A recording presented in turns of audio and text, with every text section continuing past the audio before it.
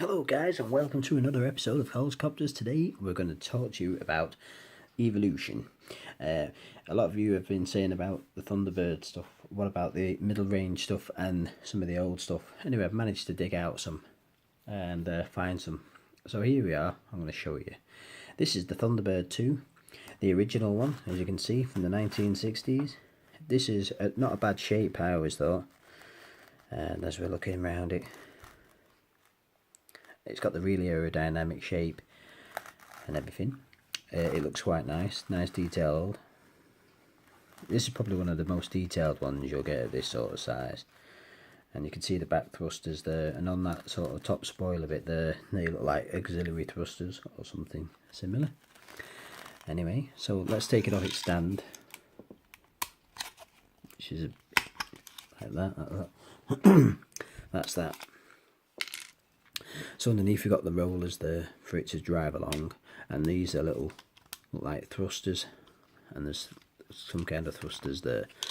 You can get this one from Atlas Editions. All you have to do is Google it or whichever, and then you'll be able to get that if you want this one. Right, let's have a look at that. Take this off. This comes off. There's no legs that drop down at all. Do you know what I mean? But it's only for display purposes anyway.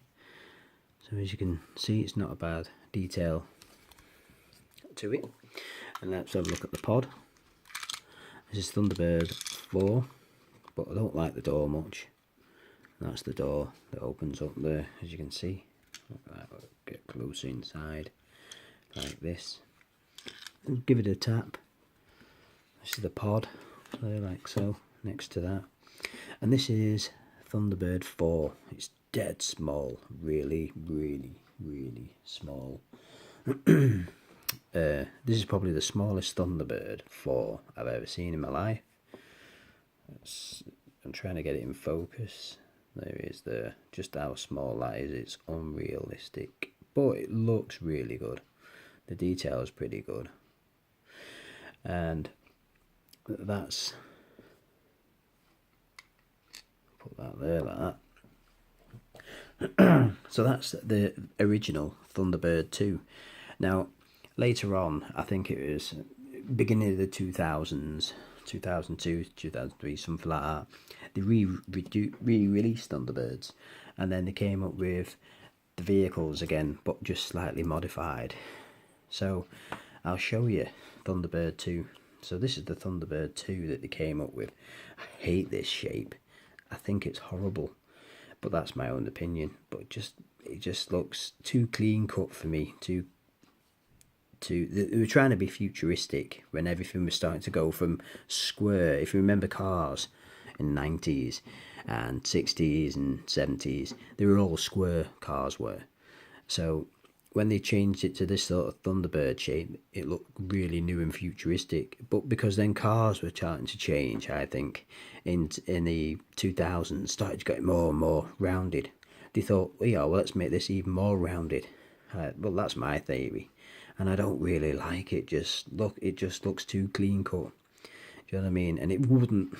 I don't know. I just don't like it at all. And there's a little feature there. You press the button on top, which is that there. And this basket came out. If you ever saw the film, the basket come out and the people were in it and saved. To do a bigger version, but I don't think there's a basket. I think there might be a grappling hook, I don't know. And the pod came out, but this, to me, it's hot. I don't like that. But while they were there, they did this is the Thunderbird also 4 that went with it. This had little arms. Obviously this is a small one, so it hasn't got really little arms. And I thought it was alright, to be honest. It's probably better than the old Thunderbird 4, but it's probably about the best vehicle that they did out of that, really. So that's the Thunderbird 4, which we'll stick there. Just to sidetrack a second, they did actually bring out Thunderbird 1, but on the new series, they've not done a new Thunderbird 1, even in the big size. So this is the Thunderbird 1, the old style. Do you know what I mean? So I'm just having a quick show you how that looks. So that's the old style. And then they bought this, the Thunderbird 1. This has just got a missile action, which is a bit rubbish really. But the the bottom bit I quite like that, but they didn't bring it out in a large size, which is a bit weird. So I'll put that over there for now.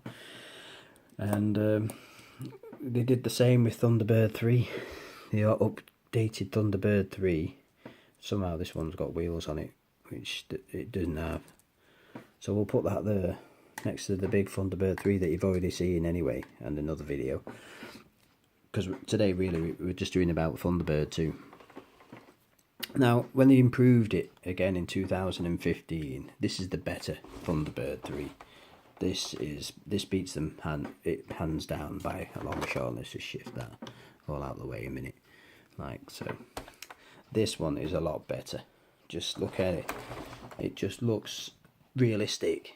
If you were designing a ship, it would look like that, I think. Do you know what I mean? It would have that sort of aircraft looking, sort of Nimrod almost, or Boeing or jetliner sort of nose, if you like. So it would look like that, I think. And where they put the air intakes for the thrusters there, that's probably going to be more realistic as well. You know what I mean? Because you want as maximum air intake as possible. You know what I mean? Then the wings would be alright, but I like the feature that they fold up, so that's probably going to be more realistic as well. And when you look at the back, big giant jet thrusters, you know, on the back. So that's what it's more realistic. And whereas you look at the other one, which I'll show you, this isn't really going to be. This would never be built like this. This would never be built like this. Just look at the waste of space there you've got there. What can you put up there? Nothing. Do you know what I mean? It's either should be all the same. To me, it should be the same like this. This is. Let's get this out of the way for comparison. Put it in there. This is a bit fiddly.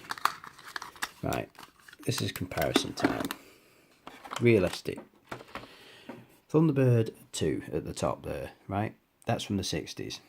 Good idea, but it wouldn't work in theory, in practicality. Just look at the wasted space there you've got. So you can't put anything in the back.